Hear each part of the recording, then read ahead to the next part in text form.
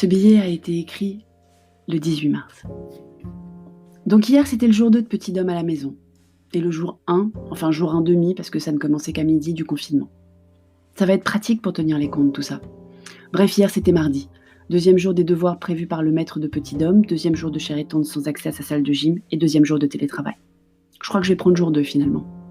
Pour éviter d'avoir à imprimer 3 attestations sur l'honneur. D'ailleurs, en faut-il pour les enfants mineurs ? Et au rythme de 1 par jour par personne, quelqu'un a-t-il calculé l'impact écologique ? Pour éviter d'avoir à imprimer 3 attestations sur l'honneur, donc, nous avons décidé de prendre l'air avant l'heure fatidique de midi, imposée par le gouvernement et enforcée par la préfecture.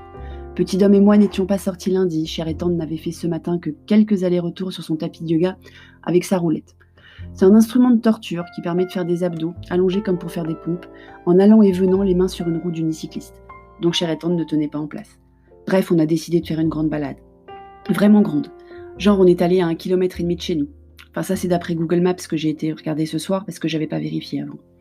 On a fait ça à pied et on est revenu. On n'allait pas rester dehors sans les papiers.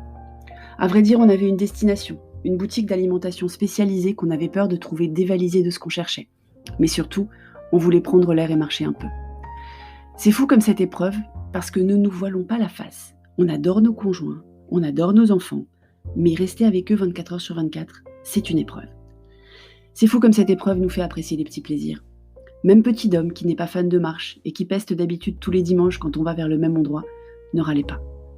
Bien sûr, on en a profité pour regarder les gens. Enfin, quand il y en avait. C'est bizarre cette impression de fin du monde dans les rues. D'ailleurs, depuis quelques jours, j'ai une chanson en tête. Si vous n'êtes pas fan, mais alors fan absolu de Lelouch, ça ne vous dira rien. Je l'ai mise sur mon blog, ça s'appelle Un parfum de fin du monde. Des uns et des autres. D'ailleurs, si vous avez des enfants du bon âge, ce qui n'est pas encore le cas de Petit Dôme, profitez du confinement pour le revoir avec eux, c'est toujours aussi sublime. Et pédagogique. Et sublime. À certains endroits, il y avait quand même encore foule, et même foule compacte. Nous ne sommes pourtant passés ni par la gare ni par l'aéroport. Comme devant le centre commercial de la place des Grands Hommes, où la sécurité bloquait l'accès. Enfin, laissait passer au compte-gouttes. Mais ne faisait pas la police à l'extérieur. Les gens sont fous. Ce n'est pas l'objet du billet du jour. Toute cette introduction, c'était pour vous raconter le vrai sujet. L'organisation de la vie à la maison, en confinement, en télétravail et en téléécole. Bah oui, c'est mon podcast. Je dis ce que je veux et j'utilise le mot téléécole si je veux. Je voulais en parler de la téléécole. Parce que le ministre n'arrête pas de dire que tout est organisé. Je vois passer plein de tweets de parents, de profs sur les soucis de connexion aux plateformes mises en place. Petit Dôme, il n'a aucune connexion, rien. Quand on a reçu un mot de la directrice vendredi soir nous prévenant que les enfants avaient du travail pour 2 jours dans les agendas, je ne me suis pas inquiétée. Sortir 12 millions de logins mots de passe sur une seule journée de classe qui finit à 16h30, ça aurait été un tel exploit qu'on aurait dû confier les rênes de la transformation digitale de pas mal d'entreprises à l'éducation nationale. J'attendais donc sereine les instructions, que j'imaginais sous la forme d'un identifiant de connexion à une des plateformes, avec des horaires prévus d'échange avec le maître, pour qu'il donne les nouveaux travaux, qu'il permette aux enfants de se voir un peu entre eux aussi. Pas forcément sur toutes les heures normales de classe, non, mais je sais bien que les enseignants aussi ont des enfants, mais au moins 1 heure par demi-journée, même 1 heure par jour, pour un peu de socialisation, d'encadrement par un professionnel, et soyons honnêtes, pour nous permettre de souffler un peu aussi. Mais non. Décidément, après le bureau de vote sans gel et sans marquage au sol, sur lequel j'ai beaucoup tweeté, j'ai droit à la classe sans lien ni rien. Chat noir du confinement, je suis.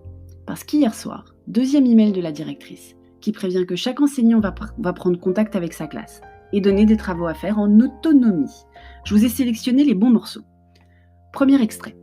Vous recevrez régulièrement une programmation du travail à effectuer. Il est possible que certains élèves réalisent très rapidement le travail demandé.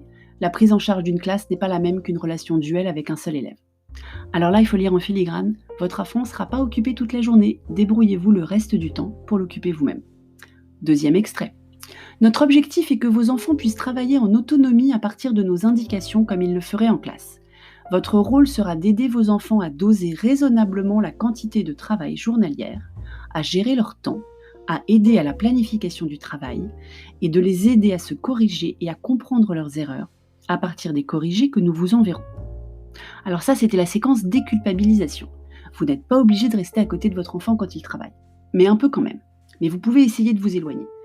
Parce que c'est bien connu, un enfant va réagir à un parent qui fait autre chose pendant qu'il travaille tout seul, de la même manière qu'avec un maître, occupé avec un autre élève dans une salle pleine. 3e extrait.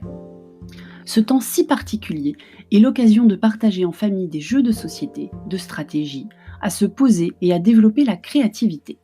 Veillez à conserver une routine, essayez de proposer une activité physique de temps en temps et dans la mesure du possible, limitez les temps d'écran. Alors ça, c'est le pendant de la séquence déculpabilisation, c'est-à-dire la séquence culpabilisation, responsabilisation, saupoudrée de vous êtes des parents, bordel, assumez vos gosses. C'est pas parce que Orange, Canal et plein d'autres plateformes de contenu passionnants vous offrent les accès que vous pouvez caler vos enfants devant toute la journée. J'adore quand la directrice de l'école me donne des leçons de parentalité. Surtout dans le même temps qu'elle nous annonce une démission totale ou presque du système public, alors que son ministre de tutelle répète à l'envi que les enfants ont cours à distance. Mais la cerise sur le gâteau, à ce soir, toujours aucune instruction reçue de l'enseignante petit homme. Il nous reste la fin de la géométrie pour demain mercredi. Après 2 heures de vocabulaire et d'orthographe, on n'a fait que 5 décipages de géométrie aujourd'hui. Et que le parent qui n'a jamais fauté me lance le premier iPad. Et après, le jour d'après ne sera pas le jour d'avant, ok, mais encore. Dans le même temps, Magic Makers m'a déjà envoyé un mail pour assurer l'atelier hebdomadaire de code de petit homme à distance demain après-midi. On a donc gagné 1 heure de tranquillité. Et pendant cela, que faisait Cher et Tendre alors ? Il a alterné entre joie et frustration. Joie de voir Roland Garros annulé pendant que Roger se fait opérer, à croire que le Covid-19 est une aubaine faite exprès, et frustration que Micromania soit fermé. Parce que ça devrait être considéré comme commerce essentiel, Micromania. Surtout quand on a précommandé Animal Crossing en boutique vendredi dernier. Il m'écoute jamais quand je lui prédis l'avenir, pourtant il devrait le savoir que je me trompe jamais, enfin rarement. Et il a déjà payé. Donc annuler est impossible, aller le chercher est impensable, de surcroît illégal, et le commander sur internet reviendrait à le payer 2 fois. Finalement, heureusement qu'il y a eu l'annonce de l'annulation de Roland Garros pour le distraire un peu. Parce que Petit Dom comptait bien dessus aussi. Animal Crossing, je veux dire, pas l'annulation de Roland Garros, ça il s'en fout complètement. Et que Cher et Tendre n'a pas bien écouté hier soir sur France 2 quand Michel Simès disait de ne pas passer son stress à ses enfants pendant cette période compliquée.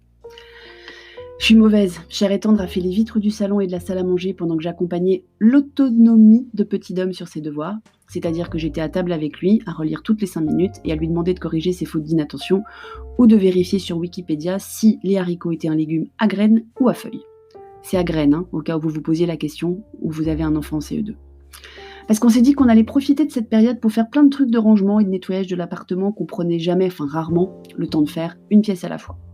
D'ailleurs, demain, on vide tous les placards et les tiroirs de la cuisine. Vous devez déjà avoir hâte de lire mon billet ou d'écouter mon podcast, non ?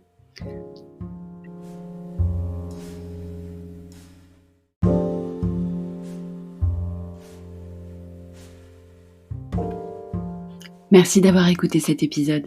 Si ça vous a plu, mettez-moi 5 étoiles et surtout un commentaire. C'est très très important les commentaires. Je vous lirai tous, j'ai hâte de savoir ce que vous en pensez. À bientôt.